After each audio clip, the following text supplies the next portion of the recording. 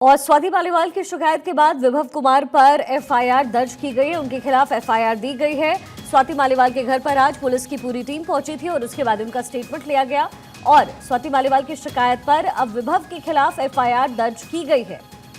एक बड़ी जानकारी इस समय मिल रही है। स्वाति मालीवाल के बयान के बाद, शिकायत के बाद विभव कुमार पर एफआईआर दर्ज। स्वाति मालीवाल ने विभव कुमार पर मारपीट का गंभीर आरोप लगाया था। दिल्ली पुलिस ने अब एफआईआर दर्ज कर ली है। एक बड़ी जानकारी, स्वाति मालीवाल की शिकायत पर यह एफआईआर दर्ज की गई। आज दोपहरी दिल्ली पुलिस की टीम उनके घर पर पहुंची हुई थी, जिसमें महिला अधिकारी भी शामिल थी। और अब जब स्वाति मालीवाल ने शिकायत दे दी है, उसके बाद एफआईआर विभव कुमार पर दर्ज किया गया है। हालांकि अरविंद केजरीवाल लगातार चुप्पी साधे बैठे हैं इस पूरे मामले पर, वो कुछ बोल नहीं रहे। आखिर हुआ क्या? स्वाति मालीवाल जब अरविंद केजरीवाल के घर पर पहुंची तो उस समय आखिर ऐसा क्या हुआ जिसकी वजह से विभव कुमार को उनके ऊपर हाथ उठाना पड़ गया, उनसे मारपीट करनी पड़ गई। और अब स्वाति मालीवाल ने अपना स्टेटमेंट पुलिस के सामने रख दिया है और इस पूरे मामले को देखते हुए विभव कुमार के खिलाफ एफआईआर दर्ज कर ली गई है। केजरीवाल के पीए विभव कुमार पर एफआईआर दर्ज की गई। स्वाति मालीवाल की शिकायत के बाद एफआईआर दर्ज हुई है। दिल्ली पुलिस ने एफआईआर दर्ज की।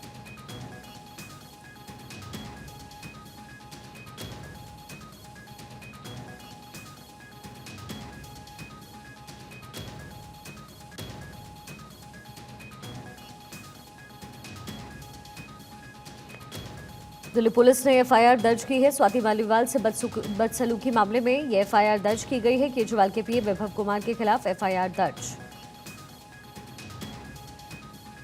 स्वाति मालीवाल ने भी एक्स पर पोस्ट करके इस बात की जानकारी दी थी कि शिकायत उन्होंने दर्ज करवा दी है।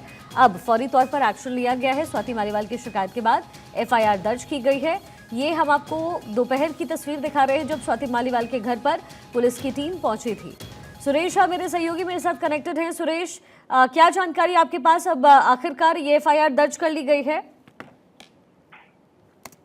जी बिल्कुल, इस पूरे मामले के अंदर देखा जाए तो जिस समय दिल्ली पुलिस की टीम उनके घर पहुंची थी, जब उनके पूरा बयान दर्ज किया था और उसके बाद जो स्वाति मालीवाल ने जो ट्वीट किया था, उसके बाद ये आशंका व्यक्त किया थी कि शायद अब वो तैयार हो गई है एफआईआर दर्ज कराने के लिए। और उस बयान के बाद जो अब दिल्ली पुलिस ने एफआईआर दर्ज कर ली है और कहीं ना कहीं अब विभव कुमार जो अरविंद केजरीवाल के पीए हैं, उनके लिए मुसीबत बढ़ सकती है। एफआईआर दर्ज होने के साथ ही उनकी गिरफ्तारी भी संभव हो सकती है, क्योंकि उन्होंने कई गंभीर एलिगेशन लगाया। उन्होंने कहा कि मुझको मारा गया है, उनके घर में मुझे पिटाई की गई है, लातों से मारा गया है। हालांकि बात तो उस दिन भी आई थी कि उनको बहुत बुरी तरीके से पीटा गया है, लेकिन इस बात की तस्दीक तब तक नहीं की जाती तब तक वो खुद जो है वो ना बोलती, क्योंकि उन्होंने जो पुलिस को जो कॉल की थी, जो 100 नंबर पे, जो 112 नंबर पे जो कॉल किया था, उन्होंने इस बात की तस्दीक नहीं की थी कि उनके साथ मारपीट, उन्होंने कहा था अभद्र व्यवहार किया है। लेकिन अब जिस तरीके से स्वाति मालीवाल ने जानकारी दी है, उसके बाद जो है अब दिल्ली पुलिस ने एफआईआर इसके अंदर दर्ज कर ली है। जी अच्छा, तो अब आगे एक्शन क्या हो सकता है सुरेश? अब पुलिस विभव कुमार को लेकर के पूछताछ भी करेगी जाहिर है, और रडार पर केजरीवाल भी होंगे। देखिए, हमने दोपहर को जब अरविंद केजरीवाल के यहाँ जो घर पे जो 13 मई को जो मारपीट हुई थी, उसके बाद आज जब उनके घर जो पुलिस पहुंची थी स्वाति मालीवाल के, तो हमने तभी सूत्रों के से पता चल गया था, हमको जानकारी ये मिली थी कि इस मामले के अंदर अगर पुलिस एफआईआर दर्ज करती है तो कहीं ना कहीं गवाह के तौर पर अरविंद केजरीवाल को पूछताछ के लिए बुलाया जा सकता है, क्योंकि अरविंद केजरीवाल को पर ही आरोप लगाया था स्वाति मालीवाल ने कि अरविंद केजरीवाल के सामने ही उनकी पिटाई की गई है। क्योंकि कॉल जो पीसीआर कॉल जो की गई थी 112 नंबर पर, कॉल में यही कहा गया था कि अरविंद केजरीवाल के इशारे पर उनको पीटा गया है। तो अरविंद केजरीवाल का नाम आने के बाद तो यकीनन कि अगर विभव कुमार गिरफ्तार होते हैं या उनको पूछताछ करने के लिए पुलिस बुलाती है, तो इसमें विभव कुमार के साथ साथ अरविंद केजरीवाल को भी पूछताछ करने के लिए पुलिस जरूर यकीनन बुलाएगी। जी अच्छा, जो सबसे पहले उन्होंने रिपोर्ट जब दर्ज करवाई थी और जब उन्होंने पीसीआर को कॉल किया था, तो सुरेश, कहा यह जा रहा है कि उस समय अरविंद केजरीवाल का भी नाम उन्होंने लिया, लेकिन बाद में जब शिकायत करवाई उन्होंने तो वहां से उन्होंने अरविंद केजरीवाल का नाम हटा लिया, ऐसा था क्या? जी देखिए, जब पीसीआर कॉल जो होती है तो पीसीआर कॉल रिकॉर्ड की जाती है। जब कॉल वहां से किया था, खुद घर के अंदर कुछ सरकारी आवास अरविंद केजरीवाल का, वहां से खुद कॉल किया था स्वाति मालीवाल ने, और स्वाति मालीवाल ने 2 कॉल की थी, जिस पर दोनों कॉल के अंदर पहले कॉल में ही बताया गया था कि उसको विभव कुमार ने उसके संग मारपीट की है, उसको बुरी तरह से मारा है। उसके बाद जो दूसरी कॉल की थी, दूसरी कॉल में उन्होंने साफ तौर पर कहा था कि ये सब कुछ अरविंद केजरीवाल जो सीएम है दिल्ली के, उनके इशारे पर किया गया। तो इस बात की तस्दीक खुद ही स्वाति मालीवाल ने कर दी थी कि उनके संग जो मारपीट हुई है विभव कुमार ने, उनको अरविंद केजरीवाल के इशारे पर मारा है। तो उनके इस बयान के बाद ही साफ हो जाता है, क्योंकि उन्होंने इसके बाद जो है जब पुलिस ने उनको थाने बुलाया था बयान दर्ज करवाने के लिए, तो उन्होंने थाने तो पहुंची थी लेकिन उन्होंने कोई भी बयान नहीं दिया था, लेकिन पुलिस के रिकॉर्ड में वो चीज आ चुकी थी। जी।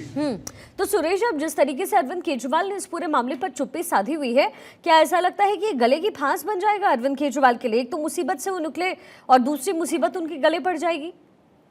देखिए, आपको बता दें कि अरविंद केजरीवाल वैसे ही अभी जो अंतिम जमानत पर हैं, उनको 2 जून को जो सरेंडर करना है, उनको जो अंतिम जमानत मिली है वो मिली है चुनाव को देखते हुए, और उसके बीच ये घटना हो जाना कहीं ना कहीं अरविंद केजरीवाल के लिए फांस बन चुकी है। क्योंकि अगर अरविंद केजरीवाल को पूछताछ के लिए बुलाया जाता है, कि अरविंद केजरीवाल को भी इसमें शामिल पूछताछ होती है इसके अंदर, अगर विभव कुमार कोई ऐसी बात कहते हैं जिसमें कहा जाता है कि विभव कुमार ने अरविंद केजरीवाल के इशारे पर पिटाई की है, तो यकीनन कहीं ना कहीं अरविंद केजरीवाल के लिए गले की फांस बन जाएगा, और हो सकता है कि अरविंद केजरीवाल का नाम भी इस एफआईआर में आ जाए।